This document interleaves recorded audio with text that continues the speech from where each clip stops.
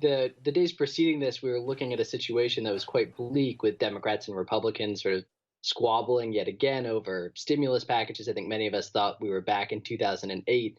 There does seem to be a bit of runway now. The administration has, it seems, backed away from its commitment to a sort of payroll tax decrease, which would not have helped most of the workers who are affected by this. The stimulus package now includes what appears to be about $500 billion that would go directly to citizens themselves, which I think would be both politically very good, but also seems to have calmed the market. And the Fed has also stepped in ways that have been more successful in some of their earlier interventions.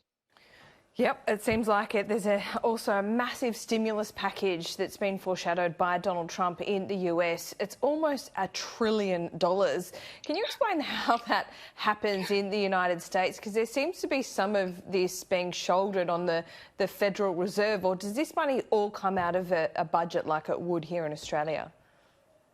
I think that the expectation now is that it would be a sort of combination of some sort of tax maneuvers, but also some budgetary work as well. I mean, it's quite surprising, just given that the Republican Party, particularly during the Obama era, had sort of very vociferously opposed these kinds of interventions and stimuluses, sort of, call them creeping socialism and all these things. Once again, we're back in the situation where we're all Keynesians. We'll see if that holds as the details get hammered out. But I think it's quite surprising to see, particularly some senators who are quite far to the right, Tom Cotton, for instance, even Mitt Romney, embracing payments directly to citizens. It's something that you simply just never would have seen 10 years ago in American politics. Alex, just as a New York resident, what's happening there at the moment? What's it like outside?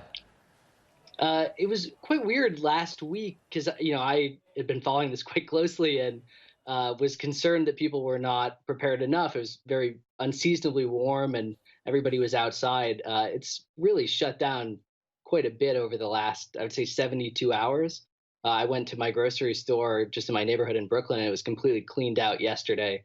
After, 2 days before I'd gone, it was almost like nothing was different. I think people have finally woken up to what's happening, although, I live with a bunch of people who are mostly pretty young, and I think that they still are not taking it as seriously as they should. So, I mean, it's a city, the city that never sleeps. The lights are usually on. It's usually bustling with people outside. So is it not that at the moment?